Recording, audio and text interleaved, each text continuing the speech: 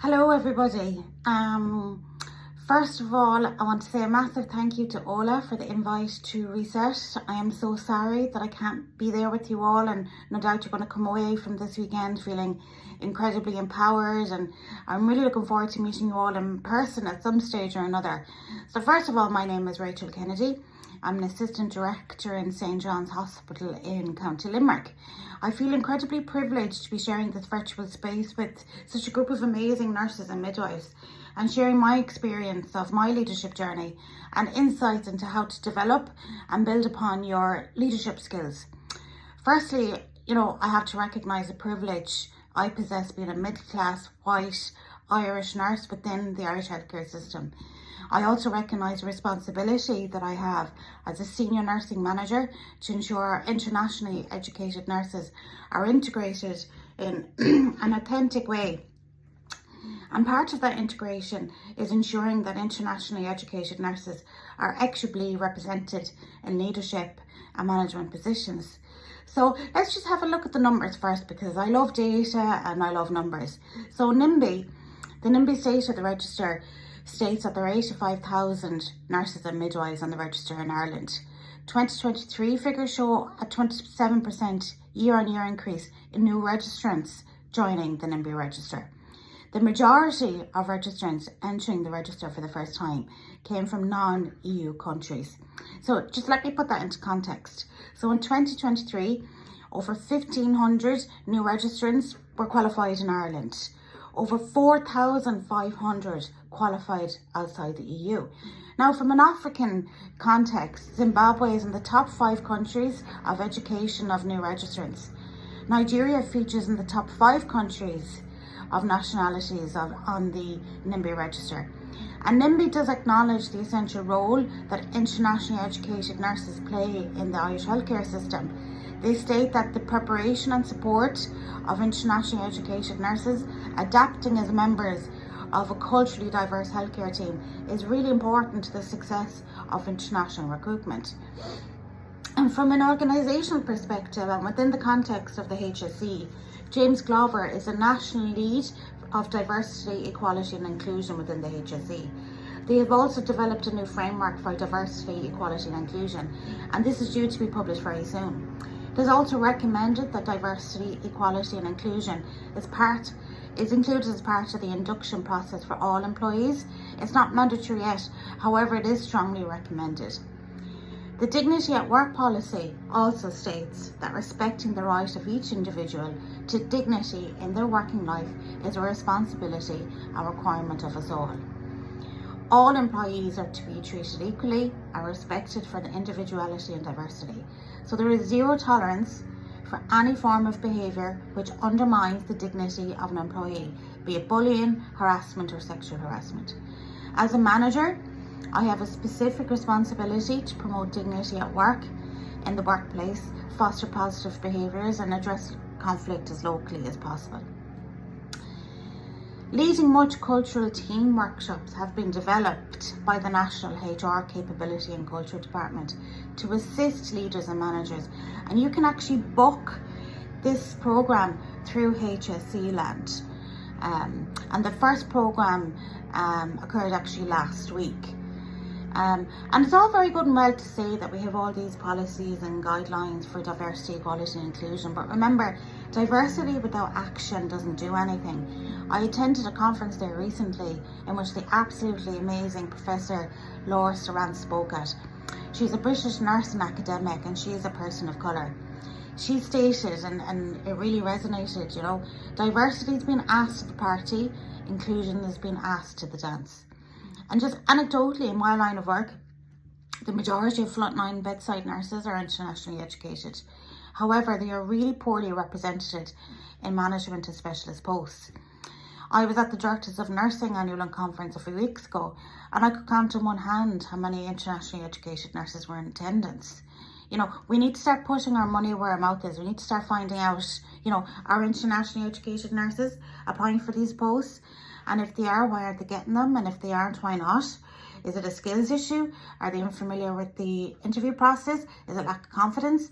Or, more sinister, is it unconscious bias? And let's call it out. Is it systemic racism?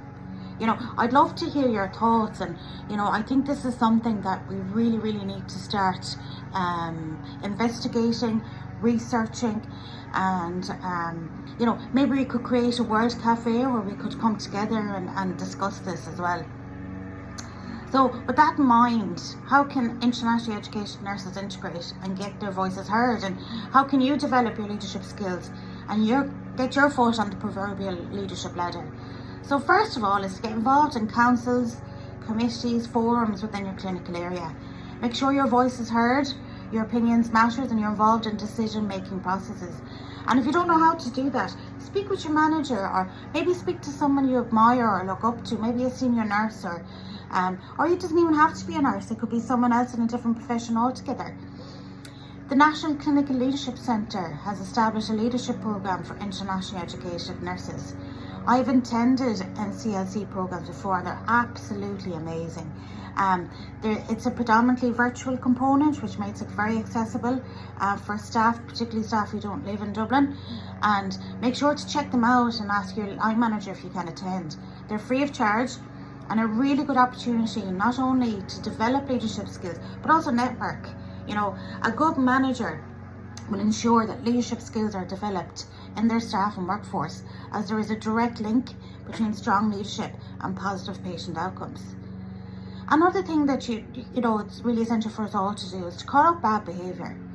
If you walk past bad behaviour or bad practice, you are endorsing it. Speak to someone, let them know you witnessed something you feel is wrong. This is extremely difficult, but it's so important. We do not want to normalise the abnormal. And if you witness harassment in any form, please escalate it. That goes for colleagues and patients. In patient care, incivility is associated with complications, medical errors, mortality, and compromised patient safety and quality of care. Managers have a duty of care to protect their employees as well as patients, so please speak up. Participate in quality improvement projects. Get involved in projects that excite you. You know, this will keep you motivated and engaged in your work. And another really important thing you could do is socialise. Socialise with your peers and colleagues. It doesn't have to be going to the pub. You know, I know as a culture, Irish people, we love going to the pub, you know. But organise activities like dancing classes or book club or potluck night.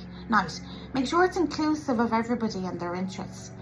This will all increase and instill a sense of belonging, which is what inclusion is all about. And sense of belonging is a critical component of workforce retention. Rate of attrition is reaching crisis levels within the Irish healthcare system, and healthcare organisations should foster belonging in all policies and practices. And don't give up. You know, if you keep going for positions and you don't get panelled or you don't get the job, you know, make sure you go for feedback. Feedback is so important, so you can find out why you didn't get the position and how you can improve. You know, improve either your experience or maybe your interview skills, which is something that I learned, you know, throughout my journey. Like, I've had so many disappointing experiences of not getting jobs and jobs that I wanted. And I'll talk about a little bit about that now. I started applying for cardiology CNS posts about 8 years into my nursing journey, as at the time nurse specialism was the route that I wanted to take. I had worked for 7 years in the coronary care unit at the time, and I wasn't successful, needless to say. I was always panel second or third, but never first. At one stage I even applied for a CNM1 post in CCU, you know, which I wasn't successful in either. I was absolutely devastated, to be honest, even though I had to admit the best person got the job. And then in early 2019, I saw the clinical skills facilitator post advertised in the General Medical Wards. And I threw my hat in the ring, but then came second again. I was so disillusioned and I lost a lot of confidence in my own abilities. And then, as fate would have it, I spotted the Nightingale Challenge. It was posted on Facebook in late 2019. I sent in my application thinking I had no hope, as I knew there would be massive interest, you know, 2020 being the year of the nurse and the midwife. And I still remember the afternoon that the project officer, Ray Healy, contacted me from the chief nurse's office to say that I'd been successful. I was so ecstatic. It was the first time in my life, you know, that I was picked for anything. And there were 2 streams in the programme, the chief nurse's office stream and the leadership stream.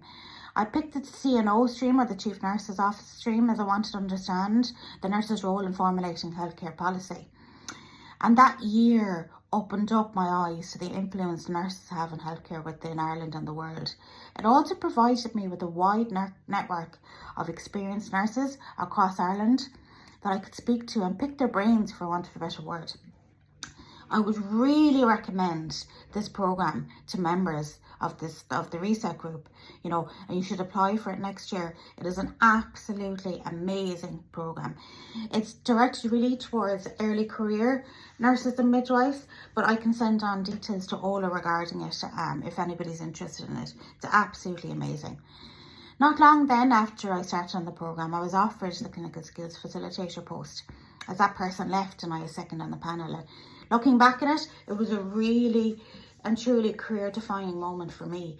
I did agonise over it, as cardiology was all I really knew, but I wanted to change and I wanted a challenge. And I received a lot of negativity from some of my colleagues at the time, like, after all your hard work, why are you leaving cardiology, and you're never happy, and these comments did roll around my head for a long time, but I decided to give it a try. I could always go back, that's what I said to myself. And it was the best decision I ever made, because my career accelerated after that. I became a CNM3 in 2021 and an AIDON in 2023. What I learned is, if it feels right, go with your gut. And don't let yourself get siloed. It's good to leave your comfort zone, develop new skills, meet new people, expand your horizons. And I really discovered networking. Networking is a really important way to develop really meaningful and mutually beneficial relationships. And I don't just mean nurses, think outside the box. Think legal, economists, philosophers, psychologists, and be strategic, It's really important for developing your own support system as well. Your own professional network can assist you when things get tough. And they may be able to provide some examples of strategies they've used for handling certain situations that you would never have heard of before. And this brings me to one of the most important pieces of advice that I can give from my own experience, and that's to find your tribe. That's your own personal nursing network, the ones that you can talk, that can talk you down from the ledge when you're having a particularly bad day or feeling completely uninspired, the ones that will lift you up and will inspire you to keep it going and motivate you. They get you excited. I'm incredibly lucky to have my tribe of 3 nursing powerhouses, who have all different backgrounds, and they give me the push when I'm feeling really low or when I need it. They kick up the arse, for want of a better word, And finally, while I work within the local context of the HSE, we need wider recognition of the contribution of internationally educated nurses within the entire island of Ireland. Healthcare policy is intersectional. Issues with internationally educated nurses is not just about being internationally educated. We need to support the nurses holistically when they come to work here in Ireland. For example, family unification is such a long, drawn-out process which causes undue stress to our nurses. Accommodation, childcare, school places, getting a GP, visa issues and delays, to name but a few. And although these issues are not just specific to internationally educated nurses, they have a massive impact on their experience of working in Ireland. And this is why it is so important to have nurses in leadership positions represented within local and national government from a wide variety of backgrounds. I'm incredibly inspired by Councillor O'Hare Stratton. She's an African Assistant Director of Nursing in Our Lady of Lourdes Hospital in Drogheda. Balancing her clinical load while also advocating for people within her local area. She is well and truly sitting at that table when decisions impacting the health of her constituents and nations are being made. She's truly inspirational. And with that, I bid you farewell and enjoy your Reset experience, and feel free to contact me if you have any questions or if you just want to have a chat about your leadership journey. And I look forward to meeting you all in the coming months and years ahead, and the best of luck with your leadership journey.